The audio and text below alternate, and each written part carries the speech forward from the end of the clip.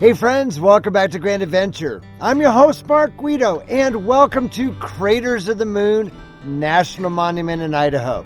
Stay tuned.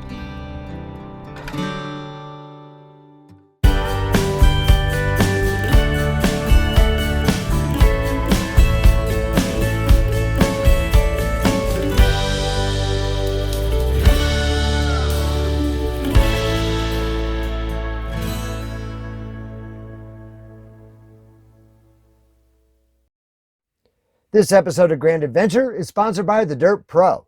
Find the campsite that's right for you from over 44,000 listings, either on the web or on their #1 ranked mobile app. Try all of the Pro features free for 90 days by using the promo code GrandAdventure90.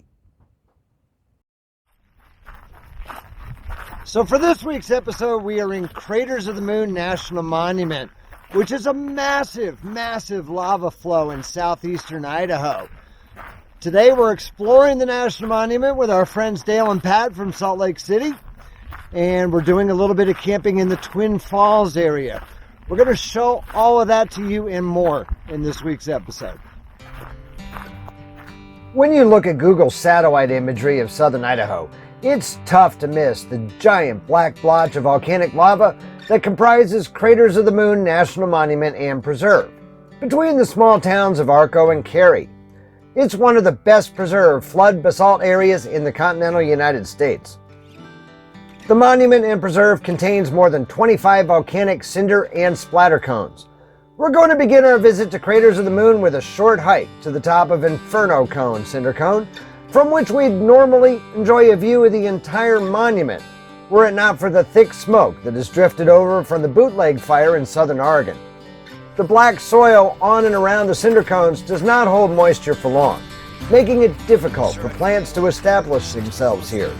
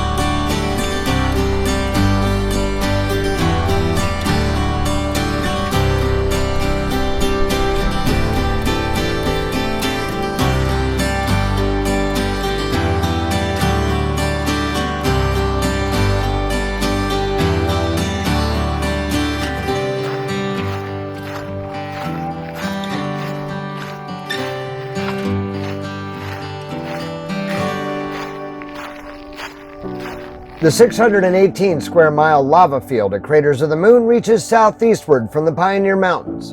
And the 60 distinct solidified lava flows range in age from 15,000 to just 2,000 years.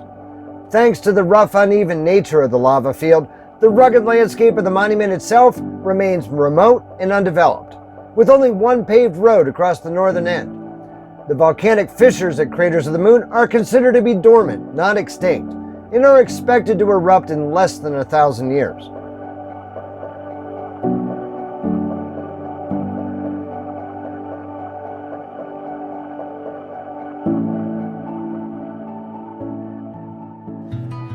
Near the eastern end of the monument's 7-mile paved loop road is the cave area, which, as its name indicates, has a collection of lava tube caves formed from the Blue Dragon flow when the sides and surface of a lava flow hardens, but the fluid interior flows away to leave behind a cave.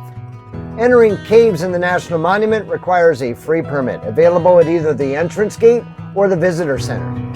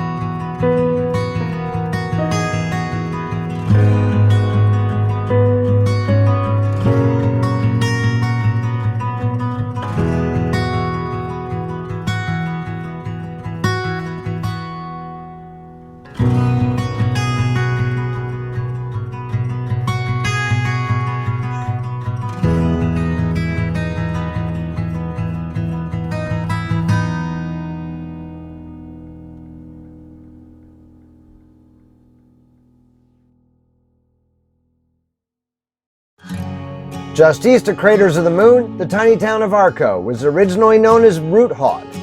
Arco has the unique distinction of the first community in the world ever to be lit by electricity generated solely by nuclear power.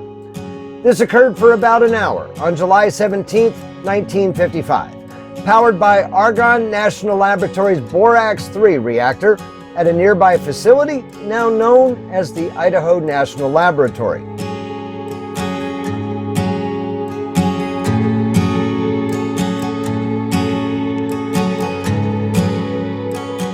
Outside of Arco, the U.S. Department of Energy's Idaho National Laboratory is where much of our current understanding about how nuclear reactors behave and misbehave was discovered. Various organizations have built more than 50 reactors on this 890 square mile site that first served as a Navy artillery proving ground during World War II. It's the largest concentration of nuclear reactors in the world, and today employs approximately 4,000 people. Access to most of the Idaho National Laboratory is restricted to those with an appropriate security clearance. However, in this nondescript brick building, on December 20th, 1951, scientist Walter Zinn and a small crew of assistants witnessed a row of 4 light bulbs light up, obtaining their energy from a generator connected to Experimental Breeder Reactor 1. This was the first time that a usable amount of electrical power had ever been generated from nuclear fission. The site is normally open to the public from Memorial Day through Labor Day, but it's remaining closed for COVID-19 through 2021.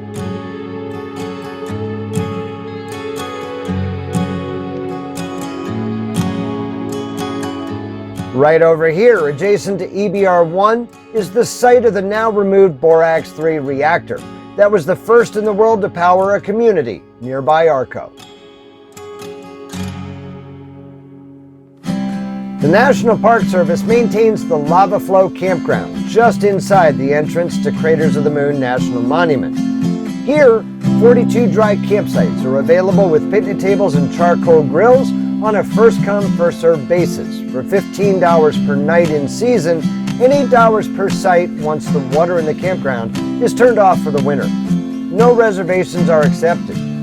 There's an automated machine available for payment by credit card at any time. Flush toilets are available in season, but there are no showers or any dump station.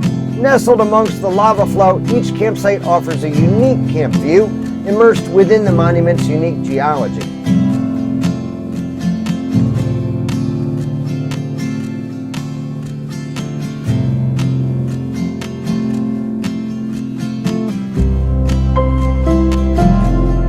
We would have loved to have camped at Craters of the Moon, especially as there were sites available during our visit.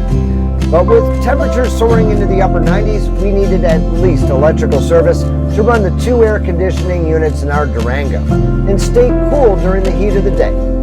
So for this episode of Grand Adventure, we're instead camped 90 minutes away at the Twin Falls County Fairgrounds in Filer, Idaho, which offers full hookup, first come, first served RV sites for $21 per night, or at dirt cheap $106 per week after buy 5, get 2 free. You'll find the Twin Falls County Fairgrounds and many other campgrounds that are sponsor the Dyrt PRO, either on the web or in one of their #1 ranked mobile apps available for iOS or Android, where pro users can even search for campgrounds offline when cell service isn't available. Through a special arrangement, our Grand Adventurers get to try all of the pro features of the Dyrt, including not only offline searching, but also public land map layers, trip routing, and campground and camping gear discounts, free for 90 days. Just use the promo code GRANDADVENTURE90. You'll get to try all of the pro features free for half a camping season, so what do you have to lose? Use the link provided down below in the video description today to try the Dyrt PRO for free.